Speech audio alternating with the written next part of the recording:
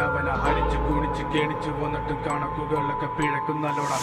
പഠിച്ചു പാടം ഇനിയൊരിക്കലുമാകില്ലൊരു ഭാരം. പോയങ്ങ് ചാവുന്നതാണല്ലോ ഭേദം. ഞാനൊക്കെ ചത്ത ആർക്കെന്ത് ഛേദം. അവന്റെ കാര്യം ആയുസൊടുങ്ങുമ്പോൾ 1000 പേരും 1000 നാവുകൾ ആയുധമാകും. അതിൽ ഞാനൊരു കാതികനാകും.